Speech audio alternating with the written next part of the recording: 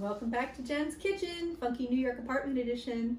I think this is the last episode in our series for this term, but I saved the best, or maybe the most fun, for last, and that is cookie baking.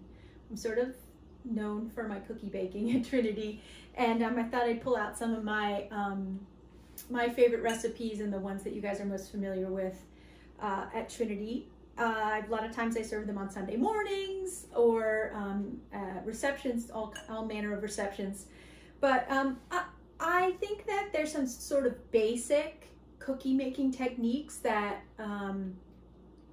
that a lot of you know. I mean, it's not as complicated as risotto or pâte or things like that. But there's some simple things that make cookie baking easier, and sort of some things that you need to take into consideration. Once again, because I'm in this kitchen, I don't have access to a stand mixer, so I'll be doing this all by hand in a nice heavy bowl with a wooden spoon. That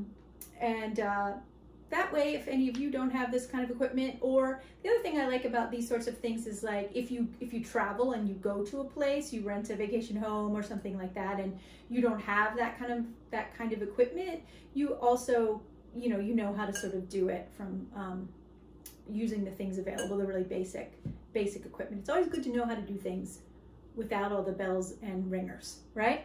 So today we're going to start with a basic sugar cookie. This one's a little fancied up with some special ingredients, but it really is a sort of a basic cookie base. And we're going to fancy it up today with some pistachios, and then we're going to ice it with a pretty icing. We're going to start this one first, so that we can let it cool before we ice it, and maybe we'll make some other cookies in the meantime. But I've already got my oven preheated at 350 because we're just going to be cooking everything at 350 today.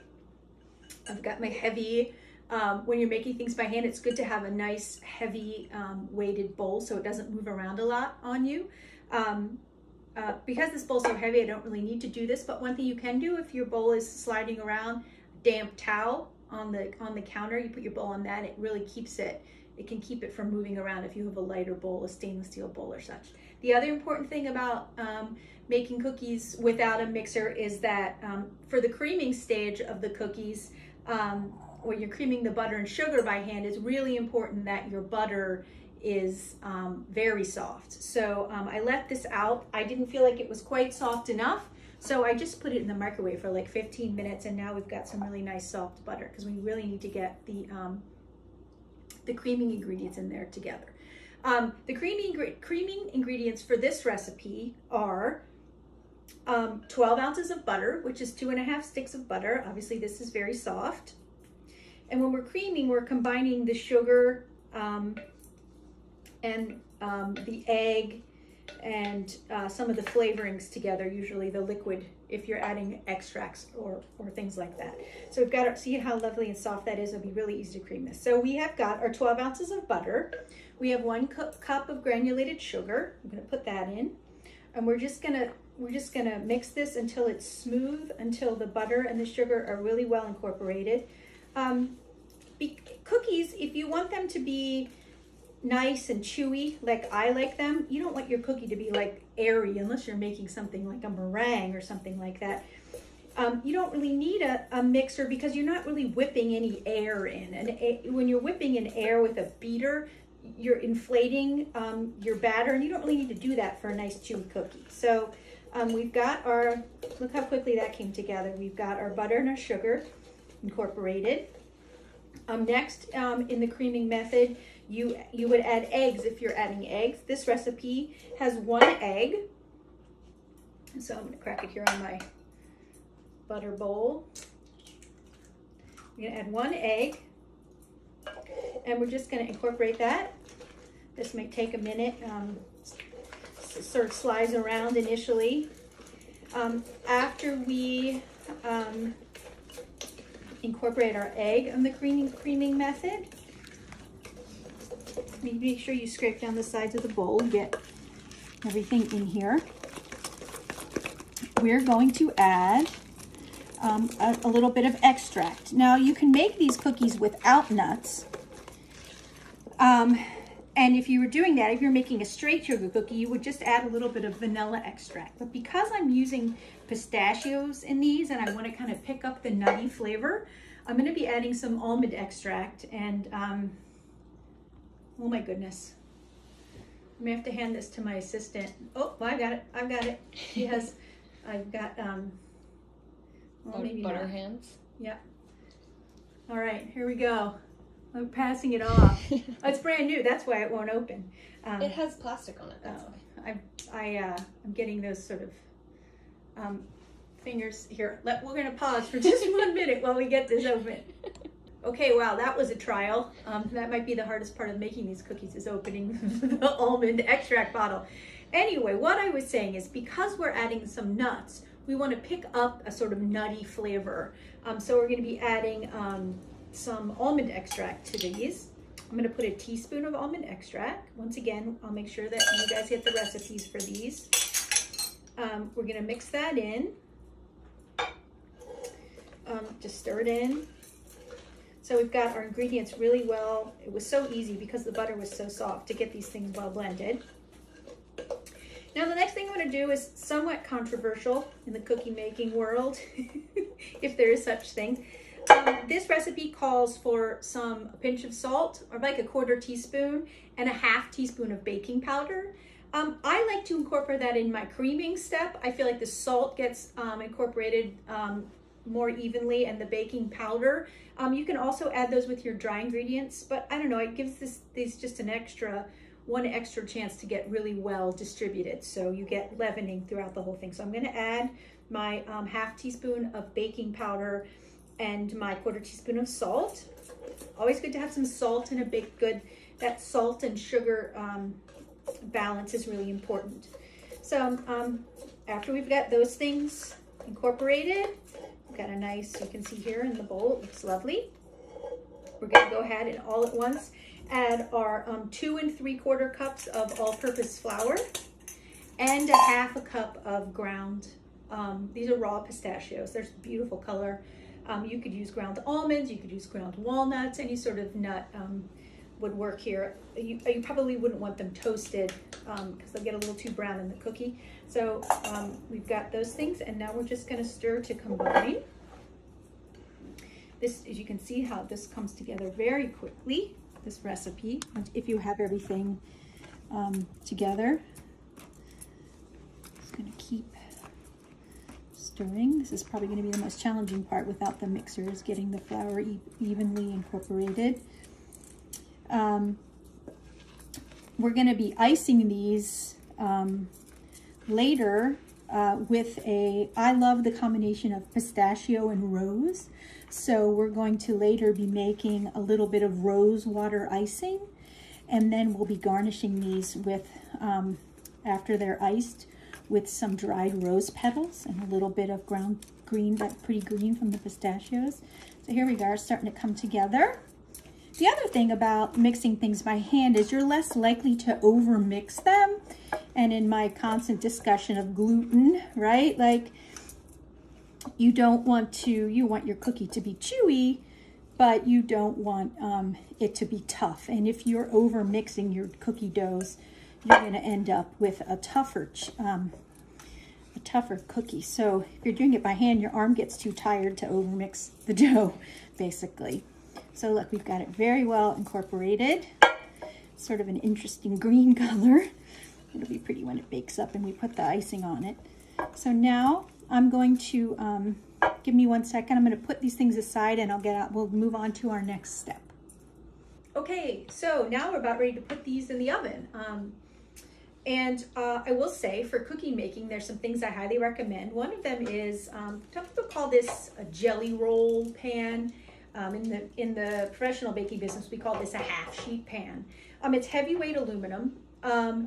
You know, a lot of cookie sheets they're made of black metal, or the non-stick cookie sheets, or even those really old school cookie sheets that have no rim on them at all. They sort of have that little ledge, which is good for, I guess, sliding things off. But in terms of a nice even baking, a cookie that's not too brown on the bottom, that doesn't brown too quickly, these are a really nice weight for that. They're not very expensive. I'm sure you can order them online, or I know they sell them at Costco quite frequently in a 2-pack. I think it's an 11 by 17. I think that's the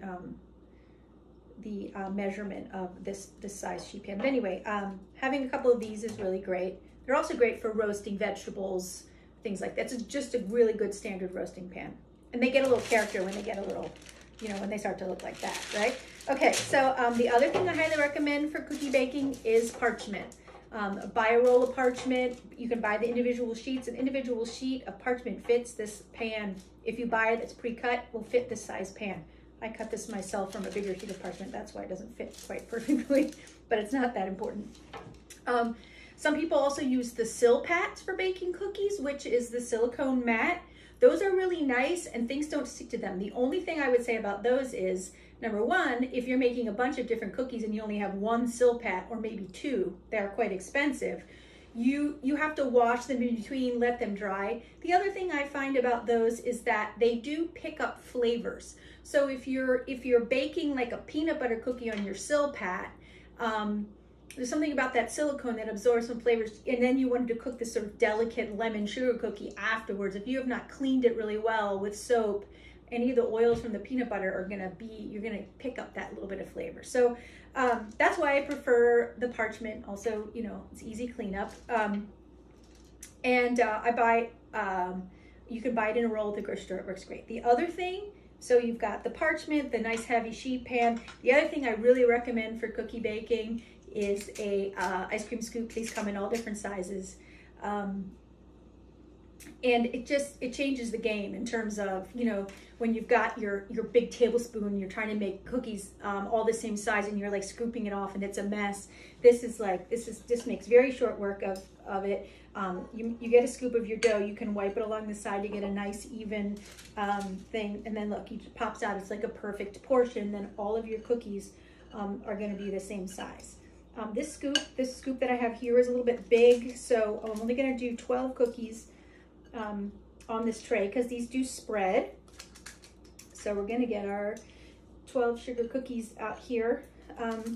You also can do a thing where you take these sugar cookies at this stage, toss them in sugar if you want them to have a pretty sort of crystalline look on the outside. But since we're going to be icing these, it seems like a little bit extra to also add the sugar and then ice them.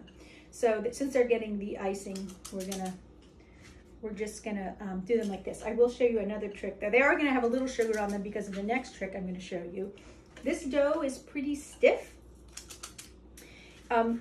It does spread some, and these will sort of spread out, but if you want a really nice round, a cookie that sort of you can kind of predict the spread on. The spread is how much your cookie goes from a ball to how it spreads out. Different doughs spread in different ways depending on the ratio of butter. The more butter and sugar, the more spread you get. The more flour you add, the less it will spread. So these have a pretty good spread, but I want these to be really round when they're done. I don't want them to be heaped in the middle. So I'm going to show you a trick that I do sometimes with sugar cookies. This is just some granulated sugar, and I have this glass, a nice flat bottom glass, and I'm just going to press these cookies down. The first one is always a little bit sticky, which is fine because that's what you want, because you want the sugar then to stick to the bottom of your glass. So you just you get a nice flat surface. Maybe Violet, you want to come look at this a little bit closer, but you just continue to dip your glass in the sugar and press it, and that way you could do it without the sugar, but your cookie's gonna stick every time. This just prevents the cookie from sticking. It cooks really evenly too because it's all one thickness. If you let them spread on their own, it's always gonna be a little taller in the middle until the very end. So this is just a trick for sort of getting these cookies to spread out nice and evenly. That one's sticking a little bit. And you can go back, like this one's a little rough, and sort of round up the edges if you don't want to have any craggy edges. But look, so these are going to spread a little bit, but hopefully they won't touch together. There's nothing I hate more than when your cookies spread and they touch each other, then you have to cut them apart and they're all square. Ugh, I don't like that.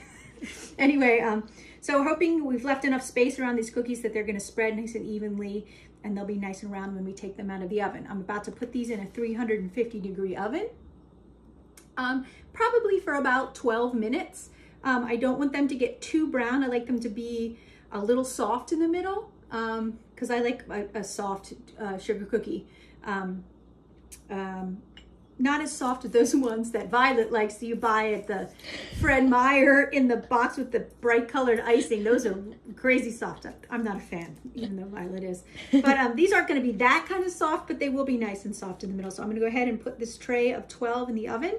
And then we'll move on to our next our next type of cookie. I'll put this aside and I'll bake this off later, but I want to keep us rolling so we can make as many types of cookies as possible today. So here we go. These are going in the oven.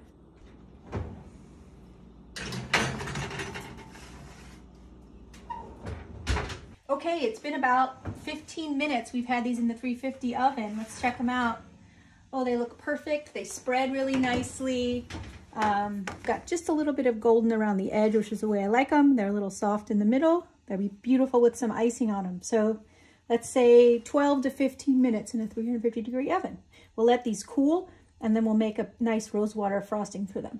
Okay, let's move on to our next cookie. Now, these are very popular at Trinity. I've made them for years. And to be honest with you, I'm a little bit nervous to give away the secret to how incredibly easy they are to make. People have gone on about them for years, and they literally are like a 3-ingredient cookie. So, and they're so easy to make. So what we're making now is some coconut macaroons. Beauty of these also is they're gluten-free. So if you have a gluten-free diet, or you know someone who has a gluten-free diet, these are the perfect cookie for that. So what these have in them, what the ingredients list is this is 4 cups of sweetened shredded coconut, which is about 1 large bag of, like, the brand is usually Angel Flake. So 1 bag of Angel Flake coconut, 1 can of sweetened condensed milk, 2 tablespoons of butter melted, and a pinch of salt. So those are the main ingredients to make a plain one. Today we're going to be adding a 1/2 cup of slivered raw almonds and a splash of vanilla extract. These are delicious with mini chocolate chips in them, dried cherries. I've put chopped apricots and pecans in them. Just all sorts of things. Anything you want to mix in, any kind of nut. I wouldn't put a whole nut in, like whole walnuts or whole pecans, but any kind of chopped up nut, different kinds of extracts. You could put a little splash of food coloring in them if you wanted them. I mean, it would be weird to have green ones for St. Patrick's Day, but people do weird things. But the bottom line for these cookies is you put your sweetened coconut in, you add your can of sweetened condensed milk. I don't even know what the size of this is. I just, it is 14 ounces of sweetened condensed milk. And it always takes great willpower for me to not use my fingers. I love sweetened condensed milk. It's magical. It's a magical flavor. So I've got that. I'm going to put my can aside. You add your melted butter. You don't even have to add the butter if you don't want. I just like the richness it lends. You add pinch or 2 of kosher salt. This is my little kosher salt cup. This is just, I'm just putting a dash of vanilla. You could put almond extract. You could put rose extract. Whatever. Oh, you know what would be good in here? I'm just thinking is like some espresso powder. You could make a coconut. I've never done that, but now I want to. A coconut coffee macaroon, which would be delicious. And then, you know, all you're doing is you're combining these ingredients. I'm going to combine these first before I add the nuts, just to make sure that this is all mixed up properly. And then all we're going to do is put these, we're going to use the cookie scoop, the little ice cream scoop again, and scoop these onto a parchment lined baking sheet and pop these in the oven. One thing you can do with these is when they're cool, you can dip them in chocolate.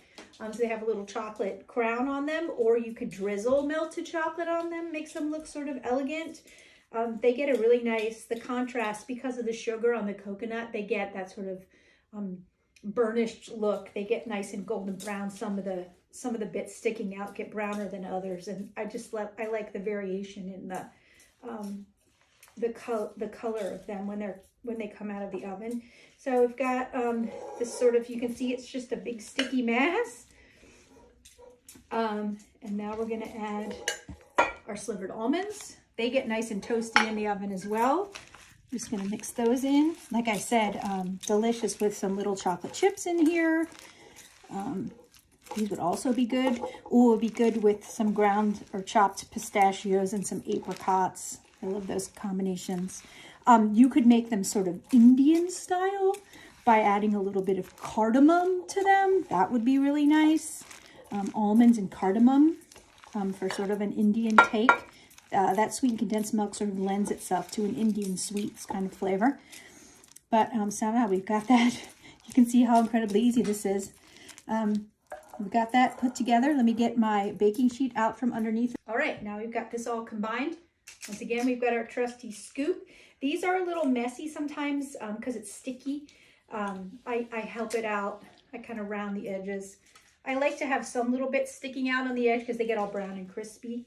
But we're just pressing these. I press them in.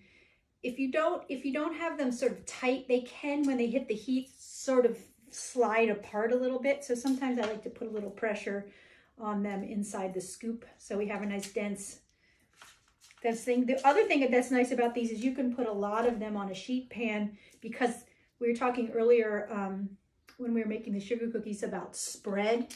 These don't spread at all. There's no leavening in them. There's nothing that, so we can put as many as we want on a tray without worrying about them running into each other.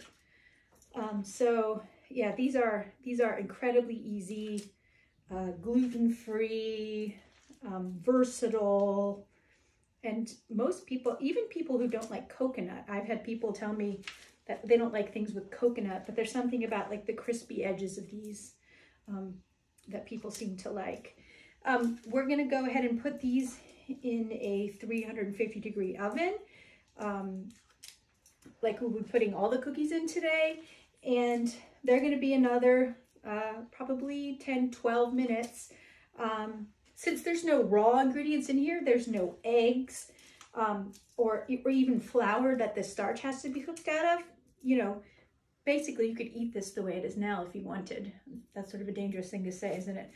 You might not end up with any in the oven. But so basically what I'm implying by saying that is that you can cook these as long as you want, or as little as you want. If you don't like them, if you don't like all those brown crispy bits, then you could take them out sooner, or you could leave them till they're very well caramelized.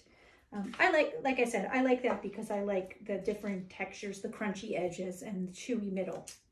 So I'll get finished with this, and then we'll put these in the oven and we'll move on. Okay, so about to put these in the oven. That batch with 4 cups of coconut, 1 can of sweetened condensed milk made looks like 18 macaroons. You could make them smaller, you could make them bigger, but we're gonna pop these in the oven for about 12 minutes.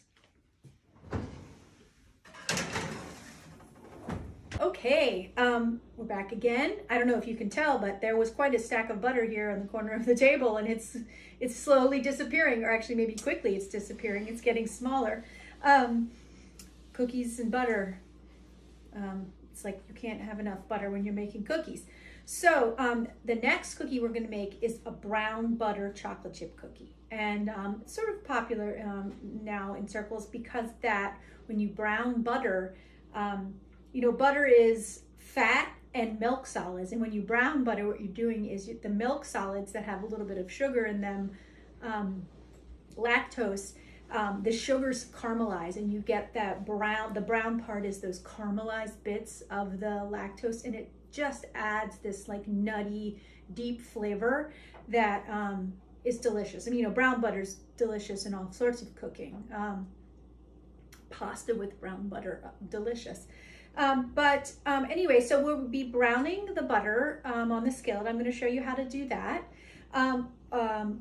But because we are browning the butter, this recipe differs from a regular chocolate chip cookie recipe, because when you brown the butter, part of butter, there is a water content in butter. And when you brown it, you're cooking away some of that water content. So when you're making these cookies with brown butter, you need to replace that little bit of moisture that you're taking out in order to get the right consistency, chewy consistency in your cookie. So this recipe has just about a tablespoon of sour cream in it. I've seen recipes that have Greek yogurt, but all you're doing when you're adding an ingredient like this, which seems unorthodox in chocolate chip cookie, in a normal chocolate chip cookie, is adding back that tiny bit of liquid, that tiny bit of moisture that you're losing when you brown your butter. So other than that, it's very straightforward in terms of chocolate chip cookie making, but let's head over to the stove and brown this butter. Okay, I've got this butter on the stove now in a nice heavy cast iron. I just love using cast iron for everything, but it's especially good for this because you get a nice even heat to brown the butter. You don't want part of it to burn and before the whole thing starts to brown. So we've just got it over, I've got it over a pretty high heat. What's going to happen is it's going to melt down. As soon as it gets all melted, it'll start to bubble a little bit and foam. And you'll see at that point, maybe it separates a little bit. The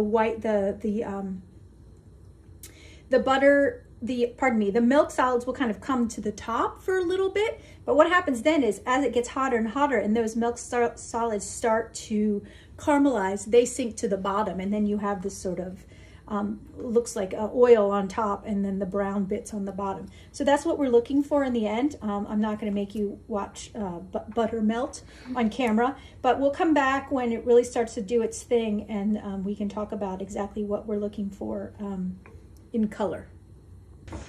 All right, let's check these macaroons. They've been in, 15 minutes, Violet? That's about right. But look at the color on these guys. So beautiful. You've got the lovely super brown bits up top, the little caramelized around the edge. They're still a little soft while they're cooling, but they'll set up nice. And I just think they're lovely. And like I said, you could dip them in chocolate, or you could drizzle some melted chocolate if you want, but they look lovely. Okay, as you can see here, we've got our butter. You can see the milk solids have come to the top. It's really starting to bubble. At this point, you do not want to walk away from it, because it goes from being sort of like this to really to browning quickly. And a lot of times what you'll see is it'll just start to brown in one section. You'll be looking at it, and then they'll be like coming up from the bottom, a little section of brown. The other thing is that you don't want to wait too long when it does start to brown to turn off your heat, because especially if you're cooking it in a skillet like this that holds the heat, it will continue to cook, and you don't want it to burn. There's a fine line between caramelizing these milk solids and burning them, because then it gets bitter. What you want is that nutty, delicious flavor, not a burned, bitter flavor. So while this is still going, we can talk a minute about what these are great cookies to make if you don't have a stand mixer, because obviously creaming sugar into this mixture is going to be very easy. But you do have to let it cool, because if you do not, you obviously cannot put your eggs directly into this hot butter. So you can, after this browns and we get a nice brown out, we can put it aside, let it cool. Or you could even mix your sugars in while it's still warm. But at that point, you still need to let it cool before you add your eggs. We don't need scrambled eggs in our chocolate chip cookies. So let's see here. We'll let this go another few minutes, and then we'll come back and show you when it's really starting to brown. Okay, you can see here in the middle, our bubbles are starting to break. Most of our milk solids, you can see how it's starting to get golden in the middle. That's what we're looking for. That's the start. You can kind of keep stirring it at that point, because you don't want it to be too hot in one spot. But it gets foamy like this. I'm going to turn the heat down so it doesn't boil over. but we're going to start to see the brown bits. You can see this here. See how that is happening there? All of a sudden the brown starts coming up from the bottom. That's the milk solids that are on the bottom of the pan caramelizing and coming to the surface. So we're just going to keep stirring this up so we make sure it doesn't get too hot in one spot. It will foam up like this while it's browning, so you might need to keep adjusting the heat. Oh, see? That's beautiful. Ooh. That's what we're looking for. So pretty soon here, I'm going to turn this heat off because we have this heavy bottom skillet, it's going to keep browning for a little bit. So I've turned the heat off. We're going to stir it.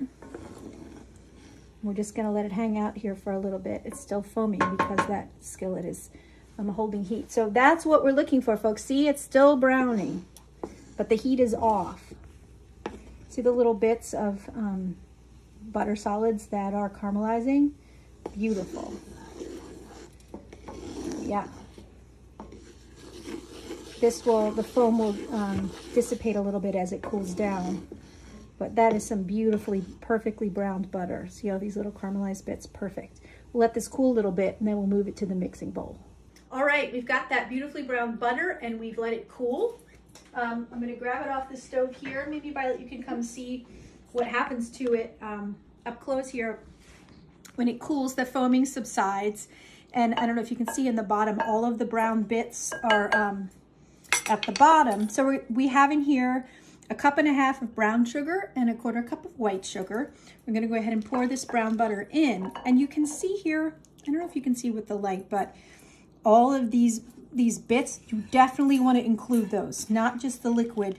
You want to make sure you get this sort of, for lack of a better term, sludgy bits, because that's where all the flavor is. Those are your caramelized milk solids that give you that delicious brown butter flavor. So we're going to put this aside, our skillet. And, you know, creaming this is quite easy, as you can see. A lot of times, too, I've noticed in these brown butter cookie recipes, the percentage of brown sugar is a little bit higher than white sugar. I think that just normally a chocolate chip cookie recipe is half brown and half white. I think it just adds to the richness. You know, brown sugar is just basically white sugar that's had the molasses that was taken out added back in. So it's just like a heartier, richer flavor. So we've got that nice, the butter mixed in. You see, yeah, it's plenty cool enough. This recipe has 2 eggs. So we're going to go ahead and add our 2 eggs. I'm going to stir those in. I'm going to switch to my wooden spoon. It's better for mixing than this was that we got the butter out with. Those yolks are making quite the contrast with our brown sugar and our brown butter. Now we're going to add, these are also very heavy on the vanilla, which I love in a chocolate chip cookie. We're going to add a vanilla. It's a tablespoon, a full tablespoon of vanilla. So we're going to add that.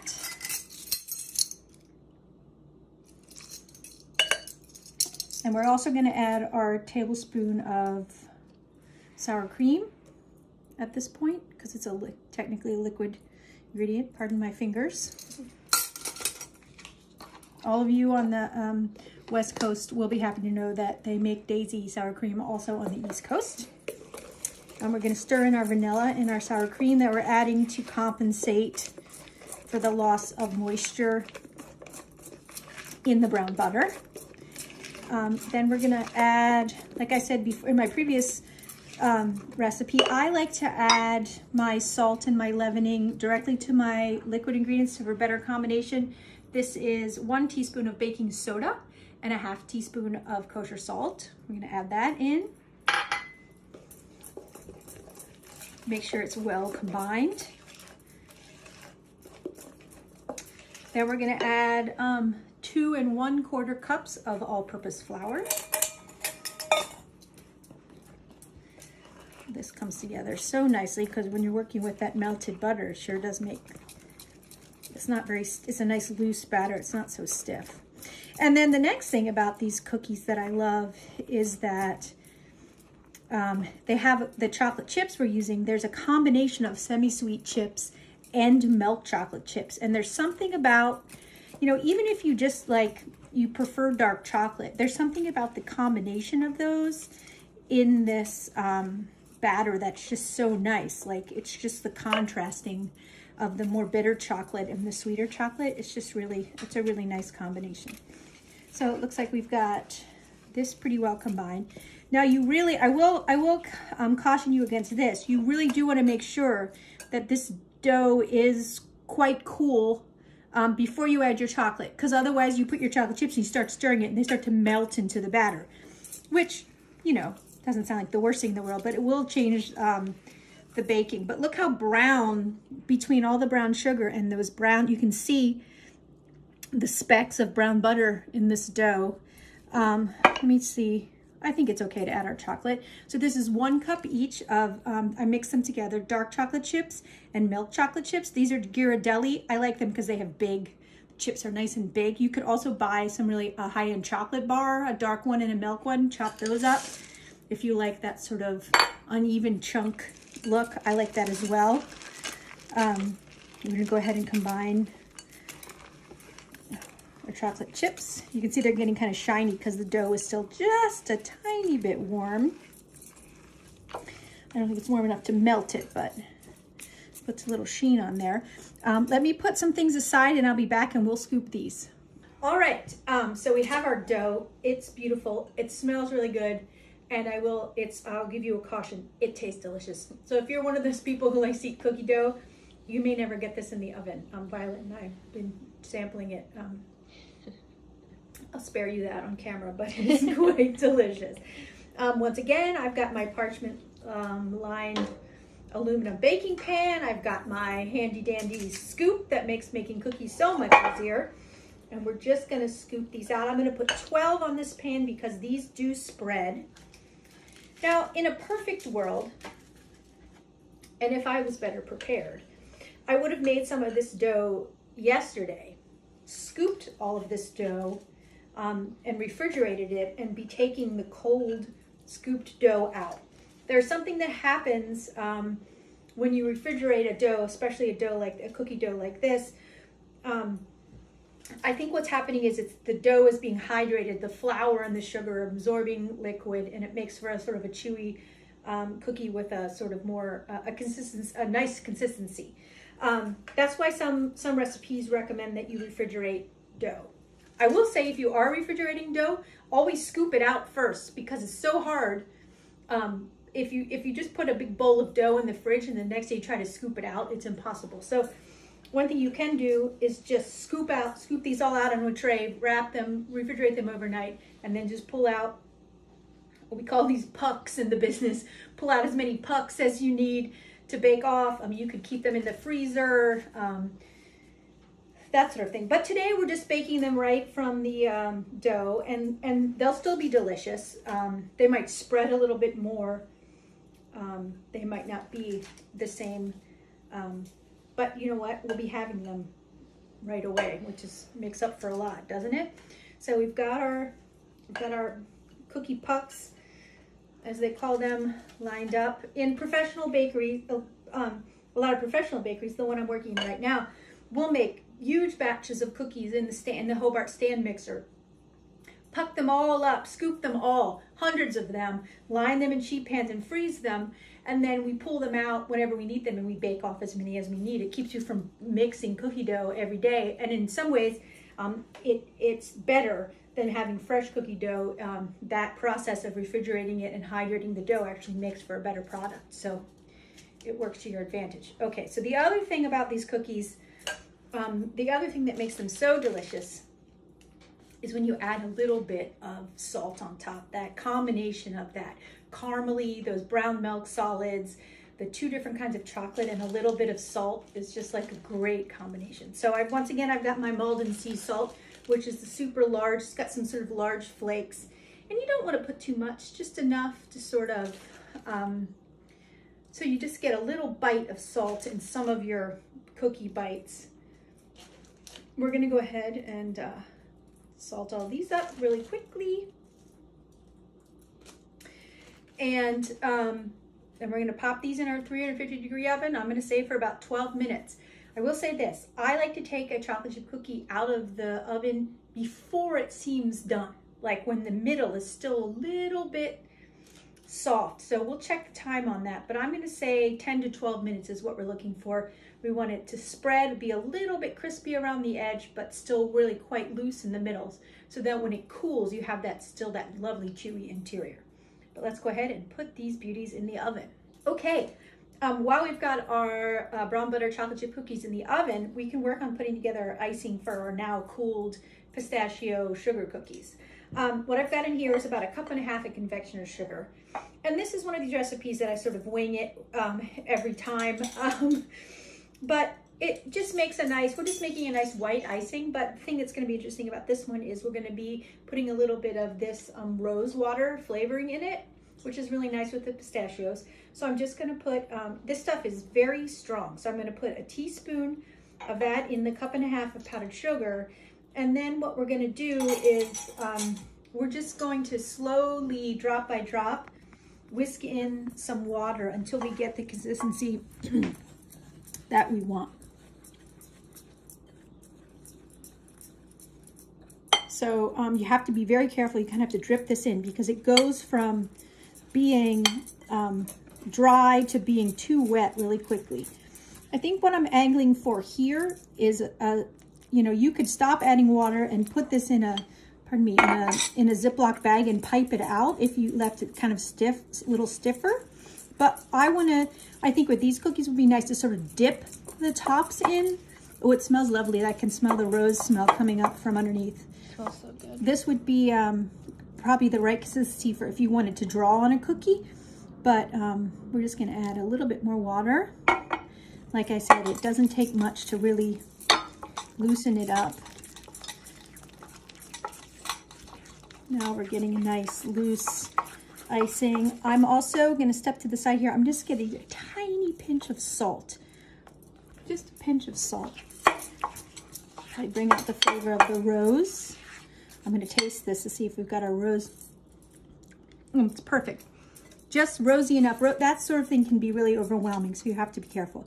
Now let's take one of these. We'll take a sample and see what we get when we dip it in like this, if we get the sort of consistency that we want. Oh, that's really that's perfect. That's a perfect consistency. I'm going to stop for a minute, pull these other cookies out of the oven, then we can talk about how we're going to decorate these. All right, these have been in the oven about 12 minutes, 350, and they're still nice and soft in the middle. You see when you touch them, they kind of deflate. These look perfect to me. A little bit golden around the edge. They have that nice crinkly thing. See, look what's happening here. I hate that when the cookie touches another cookie. All right, I'm going to show you a quick professional baking tip. I think it'll work on these cookies. You see how this is not really a nice round shape? I've got this, it's a little bit bigger than the cookies. While the cookie is still hot, you can put this on, spin it around the cookie, and then it rounds the cookie out. It works best when they very first come out of the oven. Nope, I cut off the edge. But that's all right because it makes it round too. But you can kind of get this rounding effect. It works good if you have a round cookie cutter that you can kind of pop on. But if you have a cookie that's like a really weird shape and you want to kind of bring it back to round, you can take like a plastic sour cream container would work. But you have to do it before the cookie starts to set up on the edge as well. It's still quite soft. But it's just a little trick. But anyway, these look lovely. We're going to let them cool and get back to icing our other cookies. Okay. All right. So we've got those cookies out of the oven. Now we can really concentrate on what we're doing here. We've got our rose frosting mixed up. Nice consistency for dipping. One thing, you can see that I've already put some things on this thing. One thing you have to do when you're doing this is you can't ice all the cookies and then go back and put your toppings on, because the icing gets a skin on it really quickly and things won't stick. So you have to sort of do one at a time. What we're going to be using today to decorate these is some of the ground pistachios that I set aside that are inside the cookie because they have that lovely color. And we're also going to be using some dried rose petals. these rose petals are, I was at the Asian grocery and I picked these up. They're calling it rose tea. I will have to admit it doesn't make the best rose flavored tea. I think it's mostly for visuals because it's so pretty, but they are food safe. And what I've done here is just pull the little stems off and pull the leaves off. Even if they're crumbled up, they're pretty because they have such a nice color. I actually bought these to decorate a cake for my 4-year-old niece recently. And it was a lovely cake and had lots of piped on frosting, but her name is Hazel Rose. And so I thought I'd make a rose. I made rose buttercream for the cake, and I was going to I decorated it with these lovely dried rose buds. But she blew out the candles and she was very happy with the cake. But then afterwards she came to me and she said, Aunt Jenny, I think that those flowers you put on my cake were a little bit dead. So try to explain a dried flower to a 4-year-old. They does not compute. Anyway, I thought that was a funny anecdote. But I like dried flowers, so we'll be using those today on the cookies. So what we're gonna do is, like I said before, we're just gonna put the cookie in. You kind of want to get the excess off by kind of swirling it around. Make sure you get as much on as you need. And then right away, you want to sprinkle on whatever it is you're putting on. You could do chocolate, you could do, like I said, we're doing these lovely rose petals and pistachio because it kind of goes with the pistachio cookie and the rose frosting, right? They just look, I think they look really pretty.